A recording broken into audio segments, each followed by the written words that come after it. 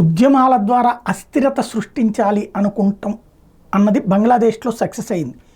విద్యార్థి ఉద్యమం ప్రారంభమై అది కాస్త పెను ఉద్యమంగా మారి చివరికి రిజర్వేషన్ల వ్యతిరేక ఉద్యమం కాస్త హిందూ వ్యతిరేక ఉద్యమంగా మారి మైనార్టీల వ్యతిరేకంగా ఉద్యమంగా మారి విద్యార్థులు పక్కకి వెళ్ళిపోబడ్డారు. వాళ్ళది కోరిక నెరవేరిపోయింది కూడా.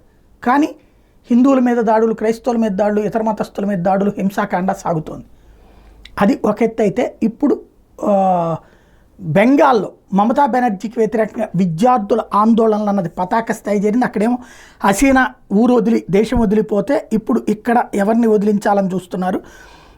వెనక్కి పంపించేటటువంటి మా మట్టి మనుష్ అన్నటువంటి పేరుతో ఇప్పుడు పీస్ఫుల్గా ప్రొటెస్ట్ చేస్తున్నారు వాళ్ళు. కానీ ఇప్పుడు వాళ్ళ మీద వాటర్ క్యాన్స్, ఈ ధర్నాలు, ఇవన్నీ దాడులు ఇవన్నీ సాగినాయి కాబట్టి ఉద్యమం ఫ్లేర్ అప్ అవుతుంది. ఈవెన్ ఇక్కడ కూడా సిబిఐ దర్యాప్తు ఆరంభించాక ఇప్పుడు ఉద్యమం చేయాల్సిన అవసరం లేదు.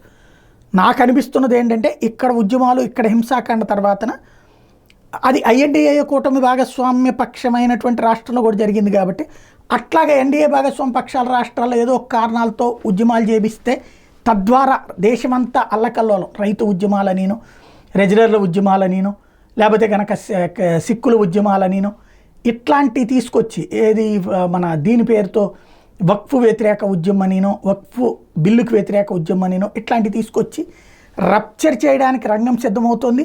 అమెరికా చేస్తున్నటువంటి తెర వెనక సోరోస్ గేమ్ కాదు, తెర ముందుకే వచ్చి ఏకంగా వాళ్ళ రాయబారులు ఇక్కడ ఆయా ఉద్యమకారులతో మాట్లాడుతున్నటువంటి వేళ జరుగుతున్నటువంటిది ఇదేదో కుట్రగానే అనిపిస్తుంది. ఎందుకంటే సిబిఐ దర్యాప్తు ఆరంభించో పక్కన చేస్తూ ఉండగా ఈ ఉద్యమం జరిగిందంటే ఇది మమతని కాపాడాల్సి అన్న ఉద్దేశం కాదు, మమతని ముందు పెట్టి మోడీని టార్గెట్ చేసినట్టు కనబడుతోంది.